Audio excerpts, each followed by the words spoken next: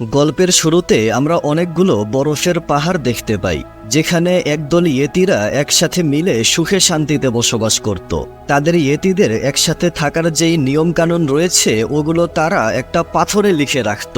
আর তাদের দেখাশোনা করার জন্য সেখানে একজন লিডার ছিল, যাকে সবাই স্টোন কিপার বলে ডাকে। তারা মনে করত যে তাদের এই পুরো গ্রামটা একটা মেঘের উপরে ভেসে রয়েছে, আর এই মেঘগুলো 4টা হাতির উপরে ভেসে রয়েছে।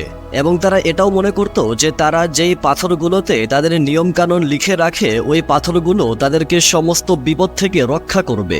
এবং তারা যে মনে করত যে তাদের পুরো গ্রামটা হাতির উপরে ভেসে রয়েছে, সেজন্য তারা হাতিদের মাথা ঠান্ডা রাখার জন্য উপর থেকে বরফ নিচে ফেলে দিত। কারণ তারা মনে করত যে যদি হাতিগুলো মরে যায় তাহলে আমরাও মরে যাব। যাই হোক, মুভির প্রধান ক্যারেক্টার অর্থাৎ এই ইয়েতিটার নাম হচ্ছে মিগো। তার বাবা এই গ্রামে ঘন্টা বাজানোর কাজ করে, কারণ তারা মনে করত যে যদি এই ঘন্টাকে না বাজানো হয় তাহলে কোনোদিনও এই গ্রামে সূর্যের উদয় হবে না। মিগোর বাবা চায় যে আমি মারা গেলে আমার ছেলে মিগো যেন এই ঘন্টা বাজানোর দায়িত্ব নেয়। সেজন্য মাঝে মাঝে মিগো তার বাবাকে এই কাজে সাহায্য করে। একদিন সকালে গ্রাম প্রধান স্টোন কিপার মিগোকে বলে, তুমি যদি তোমার বাবার এই ঘন্টা বাজানোর চাকরি পেতে চাও তাহলে তোমার নিজেকে অনেক পরিশ্রম করতে হবে। এটা বলে সে তাকে একটা হেলমেট উপহার দেয়, আর ওই হেলমেটটা পরেই মিগো ওই ঘন্টা বাজানোর প্র্যাকটিস করতে থাকে। তার বাবা তাকে শেখাতে থাকে যে কিভাবে তাকে ঘন্টা বাজিয়ে আসতে হবে, কিন্তু অনেকবার চেষ্টা করার পরেও মিগো ঘন্টা বাজাতে একদমই পারছিল না। কিন্তু একবার সে একদম সঠিক ডাইরেকশনে যাচ্ছিল, কিন্তু ওই মুহূর্তে সে নিচে তাকিয়ে স্টোন কিপারের মেয়ে মিচিকে দেখতে পায়, আর হা করে নিচের দিকেই তাকিয়ে থাকে। তার বাবা ওদিক থেকে চিৎকার করতে থাকে, কিন্তু মিগো কোনো পাত্তাই দেয় না। সেজন্য মিগো ঘন্টা না বাজিয়ে সেখান থেকে দূরে অন্য কোনো একটা জায়গায় চলে আসে, যার জন্য তার হেলমেট হারিয়ে যায়। আর সে হেলমেট এদিকে সেদিকে খুঁজতে শুরু করে। কিছুক্ষণ পরেই সেখানে একটা প্লেন তার দিকে তেড়ে আসে। মিগো মারাত্মক ভয় পেয়ে তার জীবন বাঁচানোর জন্য এদিকে সেদিকে দৌড়াতে শুরু করে। মিগো কোনো মতে ওই প্লেনের হাত থেকে নিজেকে বাঁচিয়ে নেয়। তখন সে দেখতে পায় প্লেন ক্র্যাশ হওয়ার আগেই একজন মানুষ প্যারাশুটের মাধ্যমে লাফিয়ে নিচে চলে এসেছে। মিগো এই বিষয়টা জানার জন্য সেখানে এসে একজন মানুষকে দেখতে পায়। মিগো জানতো যে এই পৃথিবীতে শুধু ইয়েতি ছাড়া আর কেউই নেই, সেজন্য সে মানুষকে দেখে অনেক বেশি অবাক হয়ে যায়। তখন মিগো এই মানুষের এত ছোট পা দেখে এই মানুষটির নাম দেয় স্মল ফুট। মিগো তখন স্মল ফুট বলে চিৎকার করতে শুরু করে। তখনই ওই মানুষটা প্যারাশুট দিয়ে সেখান থেকে চলে যায়। মিগো দৌড়ে তার গ্রামে ফিরে এসে সবাইকে বলতে থাকে, আমি একটু আগে একটা স্মল ফুটকে দেখেছি। সবাই তার এই কথা শুনে অনেক অবাক হয়ে যায়। মিগো সবাইকে নিয়ে ওই মানুষটাকে দেখানোর জন্য সেখানে চলে আসে, কিন্তু যেখানে প্লেন ক্র্যাশ হয়েছিল ওইখানে একটা ছাগল কিছু একটা টান দিয়ে ধরলে ওইটার কারণে প্লেনটা একদম পাহাড়ের কোনায় চলে আসে। মিগো যখন সবাইকে প্লেনটা দেখানোর জন্য এখানে নিয়ে আসে তখনই প্লেনটা নিচে পড়ে যায়, আর তখনই জোরে একটা বাতাস এসে ওই প্লেনের সমস্ত চিহ্নগুলো মুছে ফেলে। তখন মিগো সবাইকে বলতে থাকে, বিশ্বাস করো আমি এখানে একটা মানুষকে দেখেছি, সে নিশ্চয়ই এখান থেকে নিচে পড়ে গিয়েছে। যদি আমরা নিচে যাই তাহলে ওই মানুষটাকে অবশ্যই খুঁজে পাবো। তখন সবাই বলাবলি করতে থাকে যে ওই মানুষটা হয়তো আমাদের গ্রামে চলে গিয়েছে আমাদের ক্ষতি করার জন্য। তারা সবাই দৌড়ে আবারও গ্রামে ফিরে আসে আর বলাবলি করতে থাকে, আমরা সবাই শুনেছি এখানে মানুষ চলে এসেছে, সে তো আমাদের সবাইকে মেরে ফেলবে। তখন স্টোন কিপার বলে, তোমরা কেউই ভয় পেও না, আমাদের কেউই কোনো ক্ষতি করতে পারবে না, কারণ এই পৃথিবীতে আমরা ছাড়া আর কেউই বসবাস করে না। সত্যিকার অর্থে স্মল ফুটের কোনো অস্তিত্বই নেই। মিগো বলে, কিন্তু আমি আমার নিজের চোখে একটা স্মল ফুটকে দেখেছি। তখন স্টোন কিপার বলে, আমাদের পাথরে লেখা রয়েছে যে এই পৃথিবীতে স্মল ফুট বলতে কিচ্ছু নেই। তুমি কি মনে করো যে আমাদের এই পাথরে ভুল লেখা রয়েছে? তখন মিগোর বাবা বলতে থাকে, তুমি যা দেখেছো ওই সব কিছু ভুলে যাও, এখানে এগুলো বলে কোনো লাভ নেই। আগামী কিছু সময়ের মধ্যেই তুমি ঘন্টা বাজানোর ওই চাকরিটা পেয়ে যাবে। এখন এইসব কথা বললে তোমার চাকরি পেতে অনেক সমস্যা হতে পারে। মিগো বলে, বাবা তুমি তো জানো যে আমি কখনোই মিথ্যা কথা বলি না। তখন স্টোন কিপার বলে, যেহেতু মিগো আমাদের পাথরের লেখাগুলো অমান্য করেছে সেজন্য মিগোকে অবশ্যই শাস্তি পেতে হবে। গ্রামের সবাই মিগোকে গ্রাম থেকে বের করে দেয় আর বলে, তুমি যদি কখনো স্বীকার করে নাও যে তুমি মিথ্যা কথা বলেছ আর এই পৃথিবীতে যে স্মল ফুড বলতে কিচ্ছু নেই, তাহলে তুমি এই গ্রামে আবারও ফিরে আসতে পারবে। সবাই তাকে একা রেখে সেখান থেকে চলে যায়, আর মিগো মন খারাপ করে তার গ্রাম থেকে বাহিরে দূরে অন্য কোথাও একটা যেতে থাকে। এদিকে আমরা একটা ছেলেকে দেখি, সে একটা মাকড়সাকে নিয়ে একটা ডকুমেন্টারি ভিডিও তৈরি করছিল। ছেলেটার নাম হচ্ছে পার্সি। ভিডিও বানানোর সময় ওই মাকড়সাটি তার নাকের উপরে চলে আসে। এটা দেখে পার্সি ভয় পেয়ে চিৎকার করতে শুরু করে। তখন তার বান্ধবী ব্লেন্ডা বলে, তুমি এই সামান্য একটা জিনিস দেখে ভয় পাচ্ছ কেন? তোমার জন্য আমাদের পুরো ডকুমেন্টারি খারাপ হয়ে যাবে। তখন পার্সি বলে, এইসব আবল তাবল জিনিসকে কেউ দেখে নাকি? আমি তোমাদেরকে বলে দিলাম আমি এই হিমালয় নিয়েই একদিন অসাধারণ ও ইউনিক একটা ডকুমেন্টারি তৈরি করব। তখন সেখানে ওই পাইলট চলে আসে আর পার্সিকে বলতে থাকে, আমি নিজের চোখে ওই হিমালয়ের ওই পাশে ইয়েতিদেরকে দেখেছি। সে অনেক ভালোভাবে বোঝানোর চেষ্টা করলেও পার্সি তার কথা একদমই বিশ্বাস করছিল না। কিন্তু তখন হঠাৎ করেই পার্সির মাথায় একটা বুদ্ধি চলে আসে। সে ওই পাইলটকে নিয়ে একটা রেস্টুরেন্টে চলে যায়। ওইদিকে মিগো তার গ্রাম ছেড়ে একটা অজানা জায়গায় একা একাই হাঁটাচলা করছিল। তখন সেখানে আরো 3টা ইয়েতি চলে আসে। প্রথমে মিগো তাদেরকে দেখে অনেক ভয় পেয়ে যায়। তখন তারা বলে, তুমি আমাদেরকে ভয় পেও না, আমরা পুরো দুনিয়ার কাছ থেকে লুকিয়ে ওই পাহাড়ের উপরে বসে বসে অনেক গোপনে স্মল ফুডদেরকে নিয়ে গবেষণা করছি। আমরাও বিশ্বাস করি যে এই পৃথিবীতে আমরা ছাড়াও আরও স্মল ফুড অবশ্যই রয়েছে। এটা বলে তারা মিগোকে তাদের সিক্রেট ল্যাবে নিয়ে আসে। মিগো সেখানে স্টোন কিপারের মেয়ে মিচিকে দেখতে পায়। আসলে মিচি হচ্ছে এই সব কিছুর মাস্টার মাইন্ড। মিগো বলে, তোমার বাবা যদি জানতে পারে যে তুমি লুকিয়ে লুকিয়ে এগুলো করছো, তাহলে তোমার অবস্থা খারাপ করে দেবে। মিচি বলে, তুমি চিন্তা করো না, আমার বাবা এই বিষয়টা কখনোই জানতে পারবে না। তারপর মিচি মিগোকে মানুষদের ব্যবহারকৃত কিছু জিনিস দেখায়। তখন মিগো সেখানে একটা জুতাকে দেখে আর ওই পাইলটের জুতার কথা মনে পড়ে যায়। মিগো বলে, আমার মনে পড়েছে, ওই মানুষটা তো প্যারাশুটের মাধ্যমে ওই পাহাড় থেকে নিচে চলে গিয়েছিল। মিচি খুবই আনন্দিত হয়ে বলে, আমার গবেষণা তার মানে ঠিক হয়েছে, আমরা পাহাড়ের নিচে গেলেই ওই মানুষদেরকে অবশ্যই খুঁজে পাবো। মিগো বলে, কিন্তু পাথরে তো লেখা রয়েছে যে স্মল ফুড বলতে কিচ্ছু নেই। মিচি বলে, যদি আমরা এটা প্রমাণ করতে পারি যে পাথরের লেখাগুলো ভুল, অর্থাৎ এই পৃথিবীতে মানুষের অস্তিত্ব রয়েছে, তাহলে আমরা পাথরের উপরে আরো অন্যান্য যেই বিভিন্ন রকম উল্টাপাল্টা নিয়মকানুন লেখা রয়েছে ওইগুলোকে মিথ্যা প্রমাণ করতে পারবো। তখন মিগো বলে, তোমাদের এই আলতোফালতু গবেষণার ভিতরে আমি আর থাকবো না। এটা বলে সে চলে যাচ্ছিল। তখন মিচি তাকে অনেক রিকোয়েস্ট করতে থাকে যে সে যেন স্মল ফুডদেরকে খুঁজতে তাকে সাহায্য করে। মিচির অনেক রিকোয়েস্ট করার কারণে মিগো রাজি হয়ে যায়। যতই হোক, মিগো মনে মনে তো মিচিকে অনেক পছন্দ করে। পরের দিন সকালে তারা মিগোর কোমরে একটা রশি বেঁধে ধীরে ধীরে তাকে মেঘের মধ্যে নিচে নামানোর চেষ্টা করতে থাকে। কিন্তু তখনই সেখানে মিচির বড় ভাই চলে আসে আর তাকে দেখে তারা ভয় পেয়ে রশিটা ছেড়ে দেয়, যার কারণে মিগো মেঘের মধ্য থেকে সোজা নিচে চলে আসে। মিগো তার চোখের সামনে এত সুন্দর প্রাকৃতিক দৃশ্য দেখে অনেক অবাক হয়ে যায়। আর কিছুক্ষণ পরেই সে সামনে ওই ভাঙ্গা প্লেনটা দেখতে পায়। সে খুবই খুশি হয়ে ওই প্লেনের ভিতরে কি আছে সেটা দেখার জন্য প্লেনের কাছে আসে। সে যখনই প্লেনের ভিতর মাথা ঢুকায় তখনই কিভাবে যেন প্লেনটা চালু হয়ে যায়। তখন সে অনেকবার ধাক্কা খেয়ে সেখান থেকে অন্য একটা জায়গায় চলে আসে। তারপরে আমরা রাতের দৃশ্য দেখতে পাই। মিগোর জ্ঞান ফিরে আসলে সে একটা জুতার চিহ্ন দেখতে পায়। ওই জুতার ছাপের পিছু করতে করতে মিগো একটা রেস্টুরেন্টের সামনে চলে আসে। ওই রেস্টুরেন্টের ভিতরেই পার্সি তার বান্ধবীকে বলছিল, আমরা যদি ইয়েতিদেরকে খুঁজে তাদেরকে নিয়ে একটা ডকুমেন্টারি বানাই তাহলে এটা অনেক বেশি পরিমাণে ভাইরাল হবে। কিন্তু ইয়েতিরা আসলে দেখতে কেমন এটা তারা দুইজনের মধ্যে কেউই জানতো না। সেজন্য তারা ওই পাইলটের দেওয়া বর্ণনা অনুযায়ী ইয়েতিদের মতো দেখতে একটা স্যুট বানিয়ে ফেলে। তারপর সে ব্লেন্ডাকে রিকোয়েস্ট করে বলতে থাকে এই স্যুট পরার জন্য, যাতে সে যেন ভিডিও তৈরি করতে পারে। কিন্তু ব্লেন্ডা একদমই রাজি হচ্ছিল না।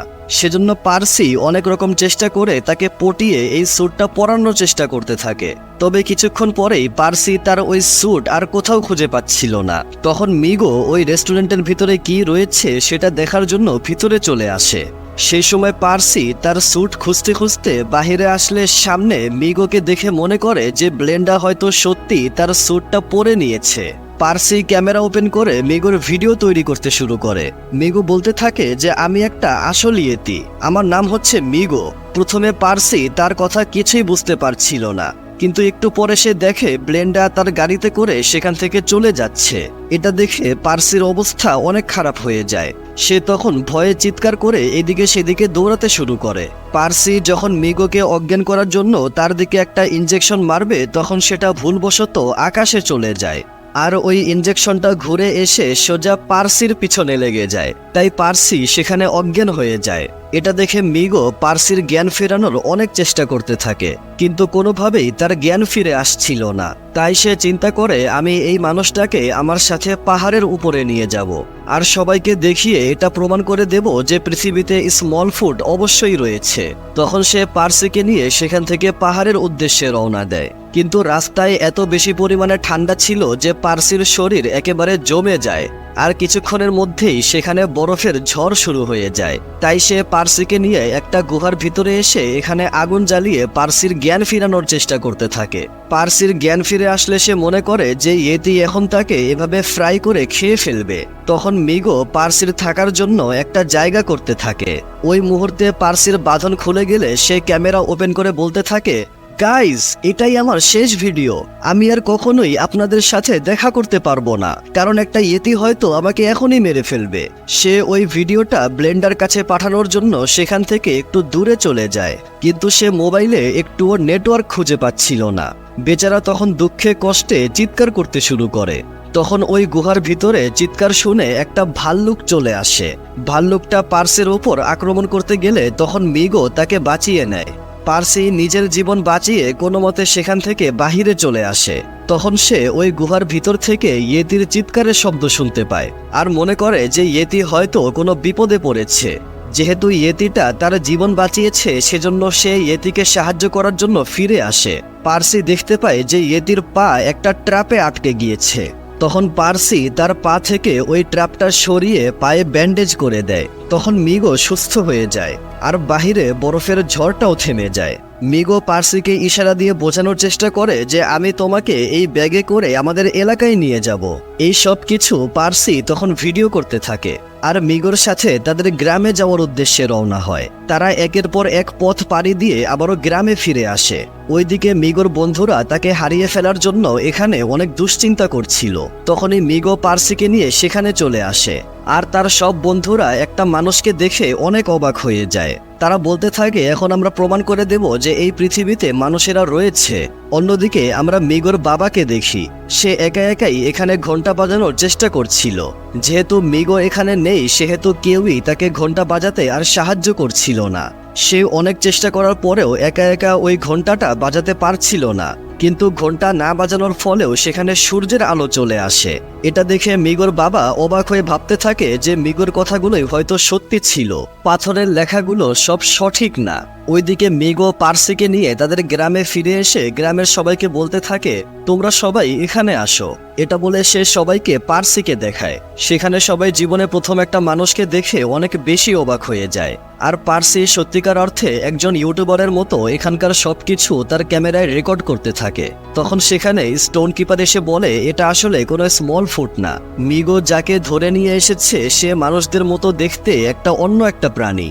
তখন এখানকার সমস্ত ইয়েতিরা পার্সিকে দেখে তার কাছে এসে অনেক রকম প্রশ্ন করতে থাকে, আর তার সাথে অনেক মজা করতে থাকে। পার্সিরও তাদের সাথে এভাবে মেলামেশা করতে অনেক ভালো লাগছিল।